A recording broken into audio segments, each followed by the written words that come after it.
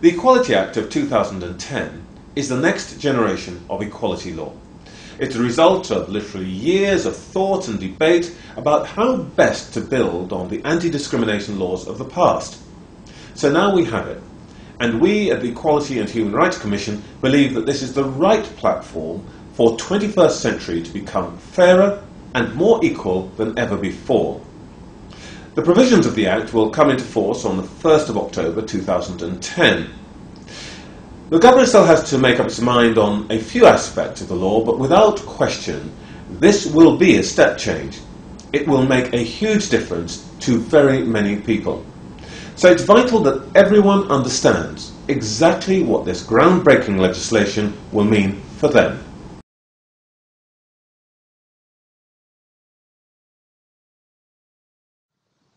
The first thing the Act does is simplify and harmonise the law.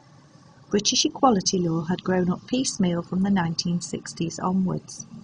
Over time, it had grown increasingly complex and hard to understand.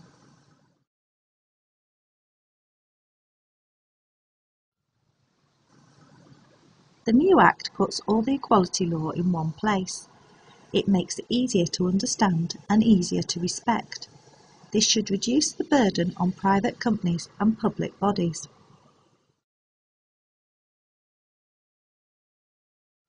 The Act also extends the law in some areas.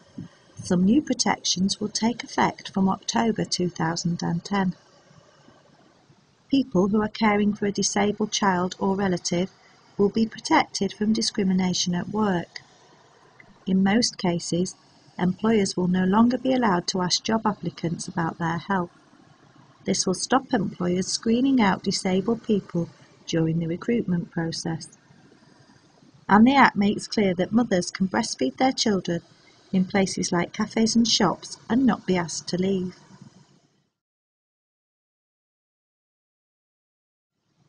There are further elements in the Act that will not come into force in October 2010, but may do in the future. The government has said it will make an announcement at a later stage. For example, a single public sector equality duty would mean that public authorities such as schools or local councils would have to take positive steps to consider the needs of people from all different backgrounds.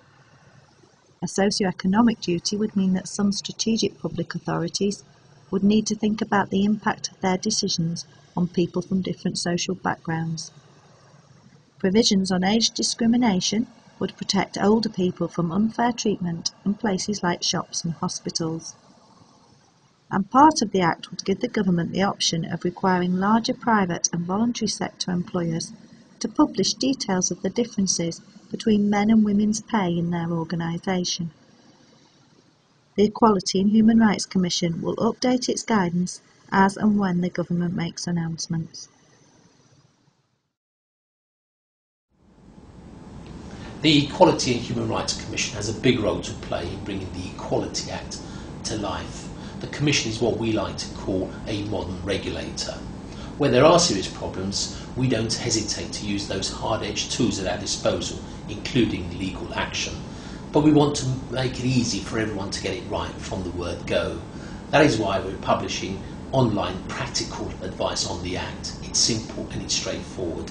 It's in plain English and it's got plenty of relevant examples. And we've done everything we can to ensure there are examples from every sector, including small businesses, large employers, charities, the public sector and voluntary groups. But if the answer you want is not there, then you can simply go to our helpline where you can find further information or where you will be directed in the right place.